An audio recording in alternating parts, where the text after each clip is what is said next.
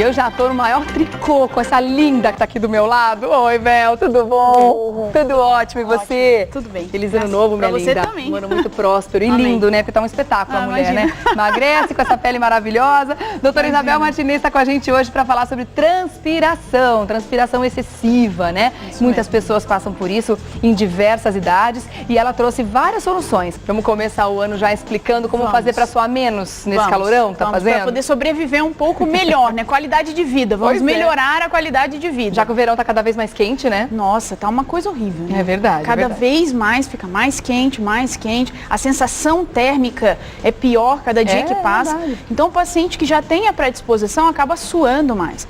E existem vários estudos, Rê, que as pessoas até acham assim, tá suando, é uma coisa simples. Não, não é. Existem vários estudos que mostram e fazem um questionamento da qualidade de vida da pessoa que sua mais e da pessoa que sua normalmente. Agora vamos tentar explicar então o que é suar normalmente e suar excessivamente. Em que momento que a pessoa pode desconfiar que ela tem sudorese em excesso? Vamos imaginar a hiperidrose. Vamos imaginar o seguinte, nós estamos aqui no ar-condicionado, tá? Tá bem geladinho. Tá bem geladinho. Esse começo do ano tá geladinho aqui. Então o que acontece? Você tá suando?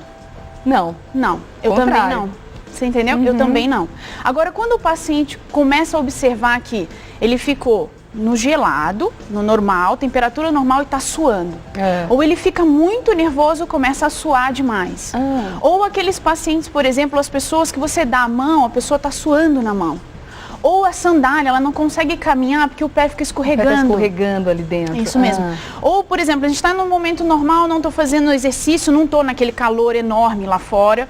Lógico que assim, estar quente. Poxa, a gente está lá fora, nós vamos dar uma volta na Paulista. Tá suando? Vai suar um pouquinho, tá? Esse é o normal, um pouquinho. Mas tem pacientes que fazem aquela pizza debaixo do braço. Molham a blusa toda e andar um quarteirão, por andar exemplo. um quarteirão, tá? Ou às vezes, no simples ato de estar parado, ficou nervoso, ou tá no ar-condicionado, em qualquer ambiente que modifique, ele pode começar a suar. Então a hiperidrose também tem a ver com o emocional? Tem também a ver com o emocional. O que acontece? Você tem a genética para isso, tá? Porque nenhum paciente assim, eu desenvolvi, não. Eu tenho que ter genética. Todas as doenças você tem que ter um pezinho da genética. Se eu tenho a genética, eu tenho alguns fatores que pioram o sistema. Lógico também, tá? Eu vou até dar um exemplo, Rê, que assim, existem uns pacientes que têm problemas hormonais, tá? Então eles desenvolvem a hiperidrose por problemas hormonais. Ou eles desenvolvem uma hiperidrose por consequência de outras doenças. Ou por consequência de alguns medicamentos. Isso não é hiperidrose que a gente chama de primária, tá? Ela é secundária. Por que ela é secundária? Ela é secundária a alguma doença que o paciente tem. Então esse também é um ponto importante. Aqui eu tenho uma hiperidrose primária e uma hiperidrose secundária. Mas o tipo de tratamento é igual à hiperidrose primária? Ou resolvendo aquele primeiro problema que gerou esse segundo problema, que seria hiperidrose secundária, automaticamente ela vai ser resolvida? Muito bem. O que acontece? Nós temos que investigar o paciente, tá? Isso você faz uma anamnese clínica, conversa, alguns exames laboratoriais, você sabe definir se o paciente tem hiperidrose primária ou secundária, tá? Depois disso, se ela é secundária, eu consigo resolver. Porque se eu resolver o problema de base dela, ela melhora, entendeu? Se ela é primária, aí a gente vai para todos esses artifícios que a gente vai dar hoje. Tá bom. Vamos lá para os mitos e verdades primeiro? Primeiro mito e verdade na tela. Tem odor nas axilas. Qualquer antitranspirante serve? Nossa, muito legal essa pergunta. Eu tenho odor, tá? O antitranspirante, ele é usado para suor. Antitranspirante. Então, se eu tenho um odor, eu tenho que usar substâncias que diminuam a reação que eu tenho entre a bactéria e o suor. Então na verdade o que causa o odor não é a transpiração em si, é a bactéria que está contida na transpiração. Isso aí, é essa reação, tá? Então se eu tenho odor, qualquer antitranspirante serve? Mito. É um mito. Porque eu estou falando de um antitranspirante. Entendi. Tá? E isso é muito legal porque as pessoas não sabem disso, tá? É totalmente diferente. O antitranspirante é usado para o molhar. Agora, existem antitranspirantes que têm uma ação de desodorante também, antibactericida. Mas isso está escrito no rótulo. Mas evitando de transpirar, a pessoa tem chance de não ter o odor na axila. Mas nem sempre. Nem porque sempre. às vezes você vai, o mínimo que você sua, você já tem uma reação, tá? Da bactéria com o suor. Então, o mínimo. Às vezes o paciente porque aqui a gente está falando de um suor excessivo.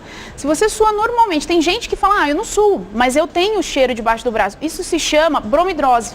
Existe uma doença em que o paciente só tem o cheiro e ele mesmo relata, poxa, mas eu não sou quase nada. Mesmo sem suar? Mesmo sem suar. Mesmo? Você entendeu? Então existe uma doença para isso. E aí você vai tratar esta alteração.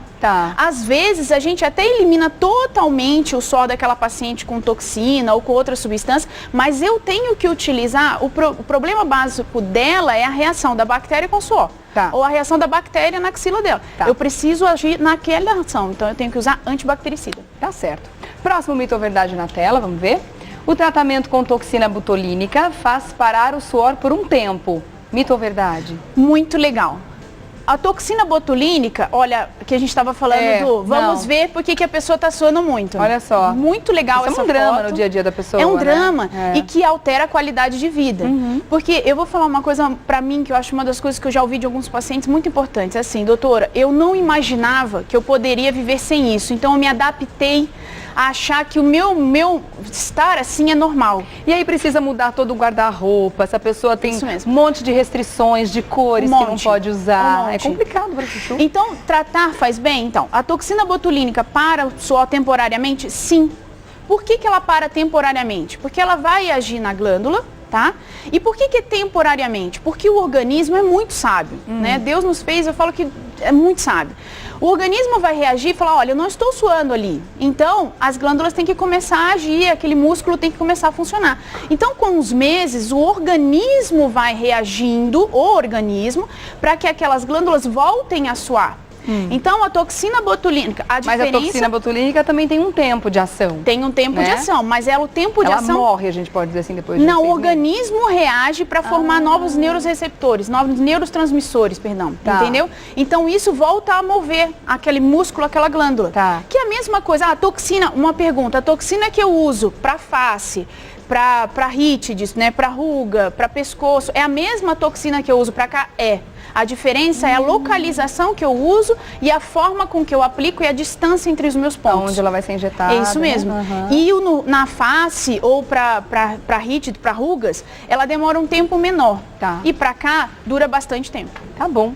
Beleza, obrigada por essa resposta realmente importante. Esse tratamento agora veio revolucionar a vida de quem tem sudorese em excesso, né? Vamos dar uma olhada no próximo mito ou verdade. O uso de desodorante resolve o suor excessivo. Olha que legal. A palavra resolve aí é um problema. Então, Rê, o uso de desodorante resolve o suor excessivo? Isso aqui é pegadinha. Isso é pegadinha de comerciante, mas eu adoro pegadinha. É assim, mas tá tudo pra ver bem. se tá esperta. Não, olha, eu tô esperta, viu? O que acontece? O uso de desodorante resolve o suor excessivo? Eu tô suando muito, eu tô usando um desodorante. O desodorante, ele por definição, ele é um antibactericida, tá? Então, se ele é um antibactericida, ele vai agir no meu odor.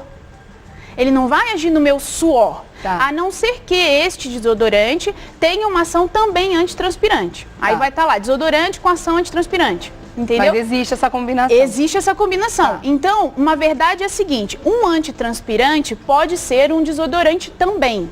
Mas um desodorante, se não tiver escrito, não, ele é só um desodorante. Porque provavelmente ele tem cloridrato de alumínio, uma concentração muito pequenininha, ou outras substâncias, mas geralmente tem triclosan, que são substâncias, farmacêuticas, que você inibe o triclosan, por exemplo, a parte bactericida. Então, nesse caso, é um mito. É um mito. Então não resolve. Não resolve. Resolveria desde que o desodorante fosse antitranspirante. Isso aí. Tá bom. Ai, que pegadinha. Ó, o diretor. Bora meu próximo, ele também tá esperto lá. Receitas caseiras com leite de magnésia ajudam a melhorar o mau cheiro? Muito legal. A avó sempre falava assim, usa o leite de magnésia que melhora, né, o cheiro. Então, isso aqui é o seguinte. O hidróxido de magnésio, o que acontece? É a reação da magnésia, do hidróxido de magnésio, ele reage nos ácidos carboxílicos do suor. Então, o que ele faz? Nessa reação que ele reage com os ácidos carboxílicos do suor, ele diminui o suor. Então, o que acontece? Se ele vai diminuir o suor, ele também age nas bactérias. Então, realmente, ele vai melhorar. Que legal. É então, muito legal. É uma receitinha caseira que funciona. Então é verdade. Essa é muito legal. Por isso que, assim, existem receitas caseiras que são legais. Tem uma composição química na história. Existem receitas caseiras que são perigosas. Tem pessoas que usam limão. Não acho legal. Demais, então, é perigoso porque pode dar uma queimadura, uma fitofoto, que a gente chama, também uma ajuda reação. a combater as bactérias, mas é perigoso. É perigoso. Esse não, esse é bonzinho, né? E o então, amido? ele realmente... Então, o amido... Algumas pessoas passam amido também. Passam amido, mas aí ele não faz a reação, ele segura, tá? A gente faz um teste, quando o paciente vai fazer exame para hiperidrose, para fazer o tratamento com toxina botulínica, nós fazemos um teste, chama-se teste de Minor, de miniatura, tá? Minor. O que acontece? Eu coloco no paciente uma substância, tá? Que é o polvidine, e depois eu venho com o teste amido, que é o amido de milho. Você joga ali, se o paciente sua, ele tem uma reação do amido com o polvidine, com o suor, e fica roxo a axila do paciente. Quando não sua nada, não fica nada, fica branquinho. Então, ele realmente, ele pode o quê? Segurar, mas ele tem uma eficácia, não, ele não vai ter aquela eficácia que o paciente vai ficar cheio de pó. Ele vai agir como um talco. Ele vai agir como um talco, ele vai segurar um pouquinho, mas não vai ter essa resolver. ação toda. Não, Entendi. Até porque o suor vai escorregar. Então, e a gente tem um dia inteiro para pedir para ele resolver não dá, e não vai conseguir. Não vai funcionar. Não vai então, esse não acho legal. Mas o leite de magnésia é legal. Que bom. Vamos lá, então, mais um mito ou verdade?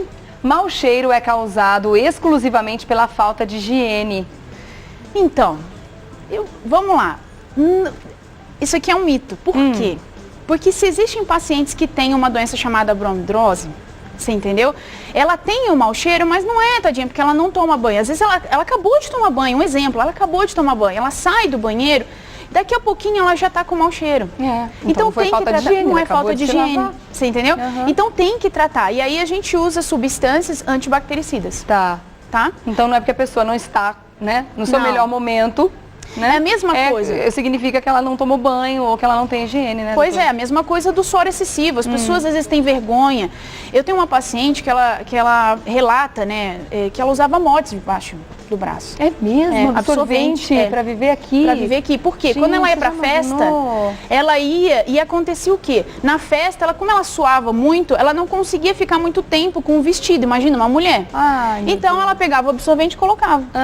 E aí ficava um tempo. Ficar a festa toda assim, né? assim. Hoje não, hoje tem a toxina botulínica, que até hoje, graças a Deus, a gente tem até outras substâncias que a gente pode usar, que vai te melhorar a qualidade de vida. Até mesmo na mão e no pé, que até trouxe um negócio legal, que é uma forma hoje que nós estamos fazendo, tá?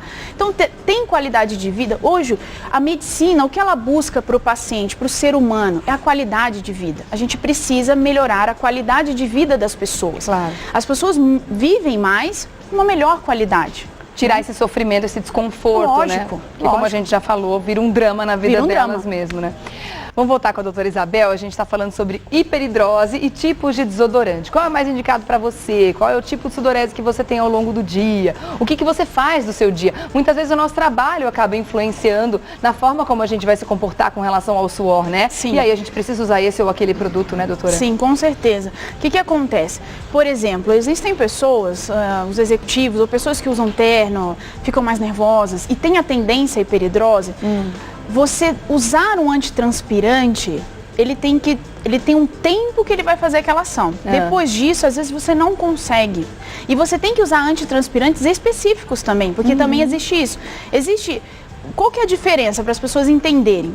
Vamos mostrar, nós vamos mostrar a diferença do antitranspirante, tá? Para as pessoas entenderem o seguinte, o que acontece? O antitranspirante, ele tem concentração de algumas substâncias que seguram a transpiração. Então, vamos falar do mais comum, que todo mundo conhece, que é o cloridrato de alumínio, tá bom? Existem antitranspirantes que tem 5, 7, 10, 15, 20% de cloridrato de alumínio. Esta diferença que eu tenho na concentração do cloridrato de alumínio me faz muita diferença na relação de como eu vou conseguir segurar o suor, tá? E uma outra coisa importante que eu acho que é de suma importância para que as pessoas saibam é o seguinte: o cloridrato de alumínio, a longo tempo, ele também pode ser um irritante para a pele, tá?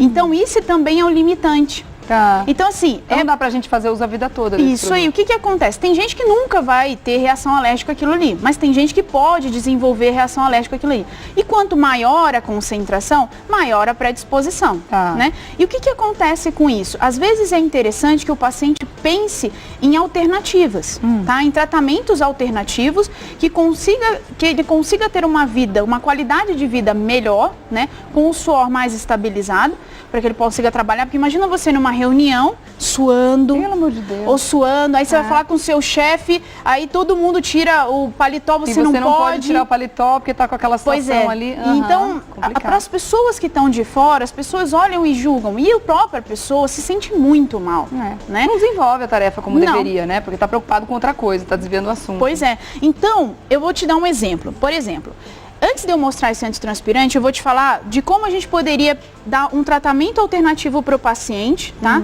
Para hiperidrose de axila, pés e mãos. Axila, geralmente a gente faz com agulhinha normal, toxina localizada.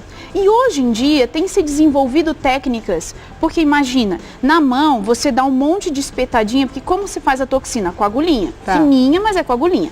E a toxina ela tem que ser aplicada a cada 1,5 centímetro de distância entre um ponto e outro. São várias picadas. São várias picadas. Então doía muito a mão e o pé.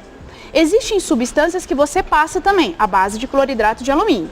E o que nós podemos fazer? Hoje em dia existe uma técnica chamada drug delivery. Tá? Que é o que isso? É a entrega de uma substância, tá? Através de um laser, por exemplo. Então, o que eu posso fazer? Isso aqui é só a ponteira, porque não dá para carregar o laser inteiro. Tá. Você conhece os lasers? Conheço, as maquininhas são pequenininhas. Pequenininha, né? Então, o que acontece? Isso aqui, por exemplo, é a ponteira de um laser de CO2, tá? A gente pode fazer com microagulhamento, mas esse estudo vai ser até demonstrado depois. Você coloca, você vai aplicando o laser, e aí eu faço o quê? Caninhos. Eu faço, porque ele não está ligado, então você vai passando e vai fazendo caninhos. Imagina que eu faço um monte de, sabe a peneirinha? É como se o laser abrisse caminho para depois você colocar isso aí. a toxina botulínica. Isso aí. Aí eu coloco a toxina, venho com um ultrassomzinho e impacto ela lá para dentro da pele.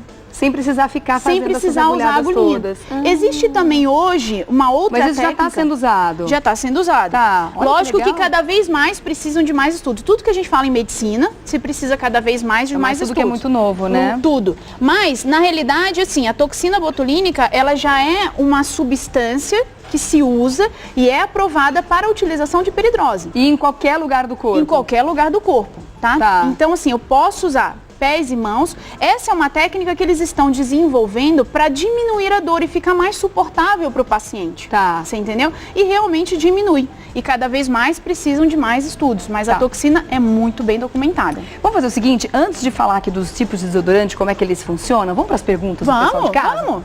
Vamos ver a primeira pergunta aqui. Pode colocar na tela. Aí, Luísa Cavalcante. A hiperidrose pode aparecer em crianças. Meu filho transpira muito e suas mãos sempre estão molhadas. Luísa, obrigada pelo carinho de participar.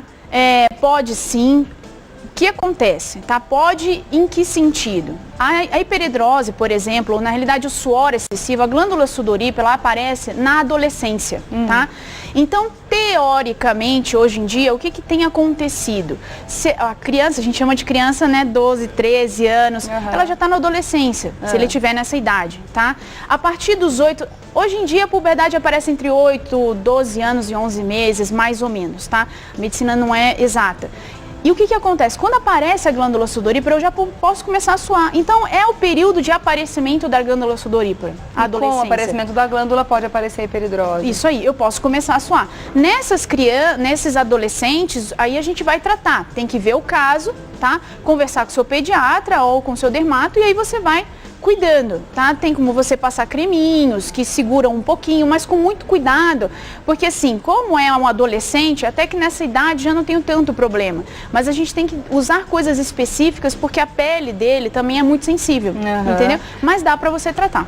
Mas então, enquanto a criança não passa por esse período do aparecimento das glândulas, é impossível ela desenvolver ela não vai tipo desenvolver, de hiperidrose. se for, não, ela não vai na desenvolver. Primeira infância, por exemplo, primeira infância, é impossível, muito até os 7 raro, anos. Muito raro. Tá. Então, depende, sabe? Porque tem puberdade precoce. Você entendeu? Tá acontecendo cada vez mais cedo, Isso, né? Aí. Então, é nesse sentido que eu queria pegar. A puberdade precoce, se a criança tiver uma puberdade precoce, eu não posso dar para ela 7 anos, pode aparecer, porque eu tenho puberdade precoce. Tá. Então, ela aparece, o que a mãe em casa tem que associar e conversar com o seu pediatra? Associe aparecimento da hiperidrose, tá? Ou do suor, na realidade, vamos falar do suor, tá? Com a puberdade. Ah, meu menino ou minha menina já estão na puberdade, vai começar a suar. Tá. Pode ser puberdade precoce. Hoje em dia, as meninas ficam cada vez mais cedo, né? É verdade. Meninas, né? Então, assim... Por uma lista enorme de razões. Pois exatamente. Né? Vamos dar uma olhada na segunda pergunta, ó. Agora é a vez da Renata Graço. É possível ter a alergia do próprio suor? Obrigada pela pergunta, viu, Renata? Nossa, beijo pra obrigada. você. E aí? Renata, tem sim, é possível. E existem pacientes que são alérgicos ao seu próprio suor, tá? E aí você tem que tratar. Precisa evitar de suar. Então, a gente vai evitar de suar, mas assim, você tem que ter outras técnicas, porque o que acontece?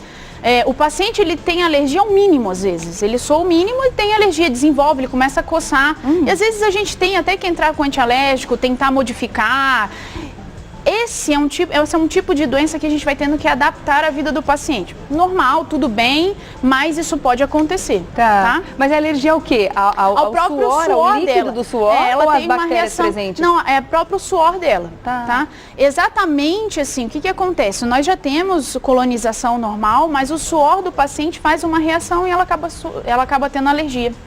Existe alergia a tanta coisa. Existe alergia, por exemplo, tem pacientes que começam depois do banho, começam a suar e aí começam a coçar. E às vezes tem pacientes que desenvolvem alergia à água daquele, dependendo do local, da região, ela começa a desenvolver.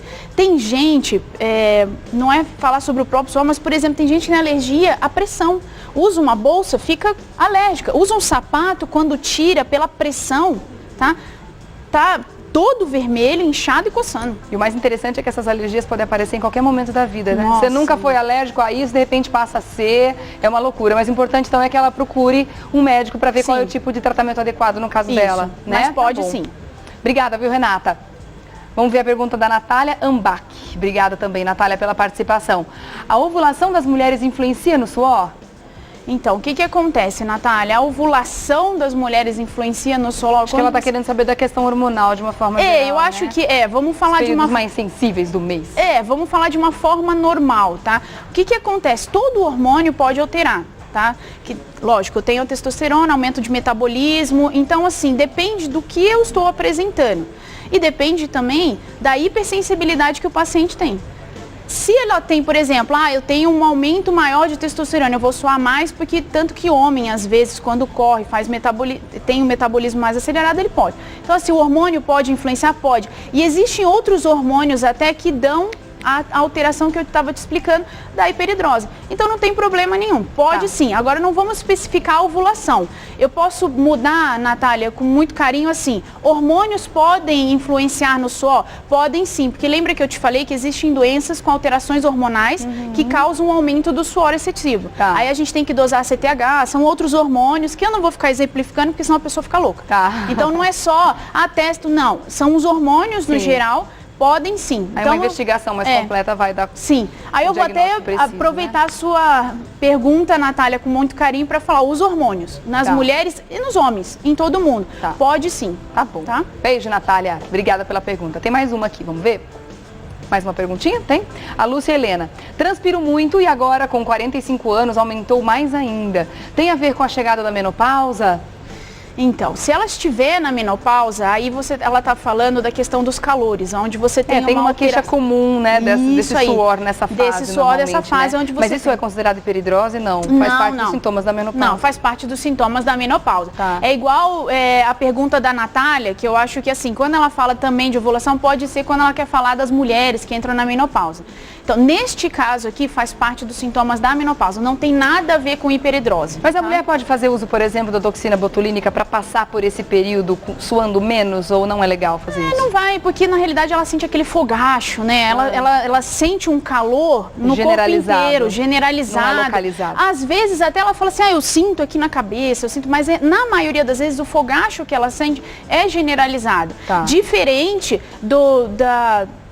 talvez eu não tenha me feito explicar, também não expliquei muito bem, diferente da pergunta da Natália, em que alguns hormônios podem sim gerar hiperidrose, mas é uma doença, quando eu tenho um desequilíbrio de algum eixo hormonal, tá? Que eu não vou levar em consideração os nomes porque confundem muitos nomes, tá, Rê?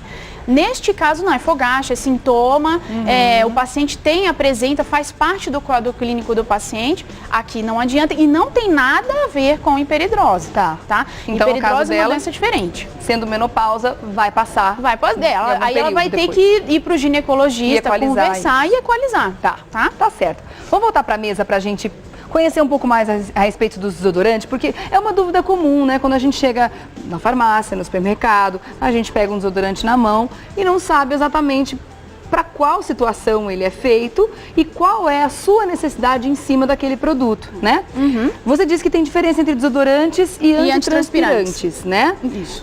Quem deve usar um e quem deve usar outro? Então, antes de mais nada. De uma forma básica é assim, se eu suo muito e quero segurar no meu suor, eu tenho que usar antitranspirante. Se eu suo pouquinho, eu posso usar um desodorante, tá? Existem desodorantes, existem antitranspirantes que têm ação de desodorante, porque ele já tem um perfume e além do perfume ele tem às vezes um triclosan, isso aí, ele usa um antibactericida na formulação, então ele serve como um todo. Agora, eu não tenho nada, eu posso usar só um desodorante, tá? Porque tem pessoas que não sou. Agora, algum deles pode causar algum tipo de irritação na pele da gente? Por conter álcool, de repente? Pode, porque alguns contêm álcool. Olha, aqui eu mostrei o seguinte, esse daqui... Esse é um manipulado? É um manipulado. Eu trouxe pelo seguinte, para as pessoas entenderem, porque às vezes elas vão no médico e o médico passa um desodorante manipulado. Tem o porquê de ser um desodorante manipulado? Tem, porque às vezes a pessoa é alérgica a algum componente, eu tenho que ter substâncias específicas, um antibactericida, porque existem vários, tá? Eu tô falando do triclosan, mas existem vários outros antibactericidas, tá? Ele é um creminho. Ele é um creminho. Tá. Também posso fazer em solução. Posso passar em qualquer área do corpo? Posso, tá? Se sua nas mãos, pode passar nas mãos? Pode passar nas mãos. Aí eu vou fazer específico para as mãos. Tá? Porque daí, por exemplo, se tá suando na mão, eu vou fazer em loção, às vezes com uma alta concentração de cloridrato de alumínio. Então depende do caso. Em crianças, por exemplo, eu quero solução bem fraquinha, tá? Para uma substância para conseguir conter aquele suor ou aquele odor, tá? Então eu posso manipular. Isso é para as pessoas entenderem que eu posso manipular um desodorante, tá? Esses aqui são os mais comuns, o famoso Rolon, né? Isso mesmo. Tá. Em que momento que eu posso usar o Rolon? Tem pacientes que gostam, a diferença entre um Rolon e um spray, tá? É muito interessante, mas eu posso usar um Rolon e posso usar um spray? Posso. O que vai diferenciar é a minha sensibilidade e o que eu preciso, se é um antitranspirante ou um desodorante, tá? Porque existem Rolons que ele tem na formulação óleos essenciais, calmante, então ele não irrita a pele, tá? O spray, a mesma coisa, mas depende. Às vezes a pessoa prefere o Rolon porque é mais prático, mas toma cuidado, porque às vezes tem alguns Rolons que eles são mais grossinhos.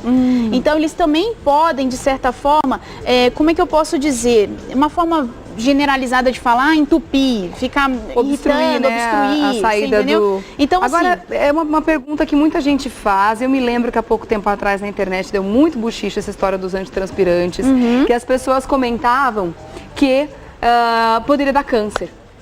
Você se lembra dessa história? Lembro dessa história, não faz muito tempo. Eu até li uma matéria agora e entrei até no site da vigilância para ver. E aí? Então, a gente pode ficar preocupado com isso, com o uso a longo prazo? Porque realmente a gente está obstruindo completamente a saída do suor, então, mas esse não é o problema. Eu até li um parecer da vigilância, antes de vir para cá até eu li isso.